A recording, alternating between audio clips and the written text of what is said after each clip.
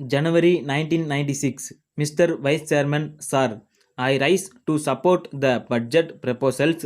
At the outset, I would like to congratulate the Finance Minister on the effort he has made to get greater income with the least difficulty for the common man. Many points have been raised in the course of the debate, and I would not like to repeat them. However, first of all, I would like to point out the higher allocation for the plan made in the budget.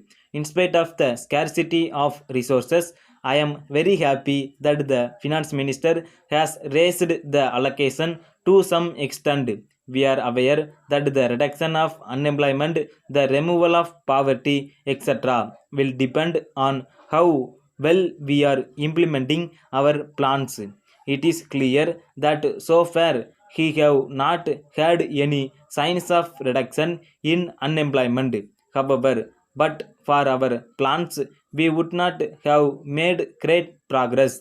We may not be able to judge the progress of the country from statistics alone.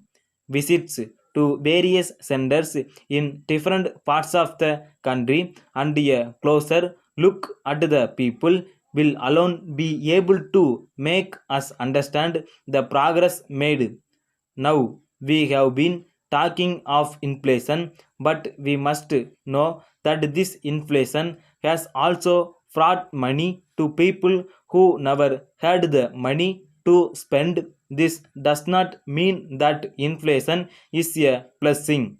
On the contrary, inflation has affected the fixed income group very much. The redeeming part of the budget is that this year we have been able to keep the deficit at a lower level than feared. When the debate took place last year at the time of the budget, it was feared that our deficit might be very high.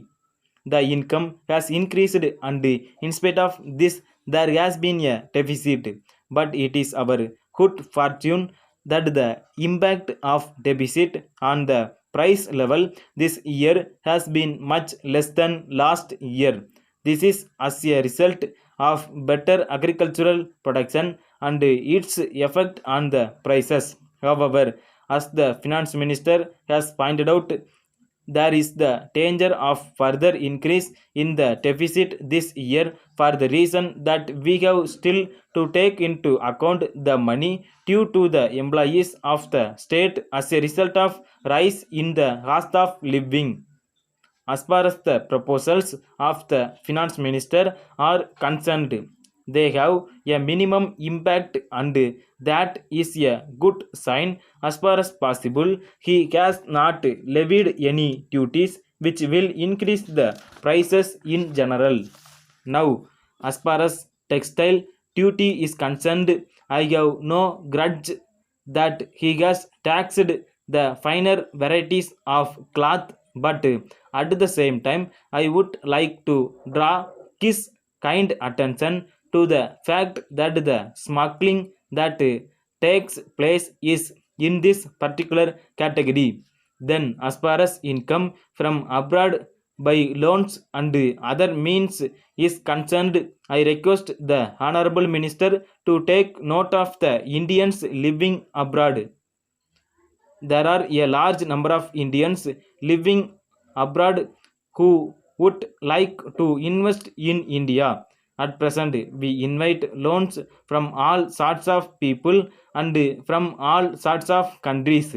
But I do not understand why we should not invite our own countrymen abroad to invest their savings in our country.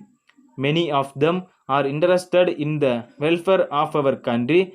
So I request the Honorable Minister to consider this matter. With these words, I thank you for the opportunity that you have given me to speak on this occasion. Letter from the General Manager, Messrs. Govindan and Company, Madras, to Thiru K. Ramasamy, 24 Armenian Street, Madras. Dear Sir, we are thankful to you for your letter of enquiry. We are glad to hear that you are interested in decorating your bungalow.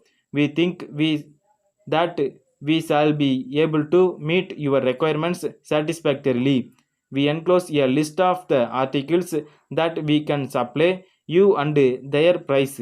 So far as furniture is concerned, you have decided to know whether we shall be able to supply you visitors, chairs, and sofa sets. We are in a position to meet your needs in this record. You may select the items that you require with reference to the list. We shall make arrangements to supply you the items immediately. We also supply wallpapers. If you desire screens of an attractive type, we will be able to fulfill your needs. We shall be sending our representative to meet you in the afternoon of next Wednesday so that you may have a free discussion with him.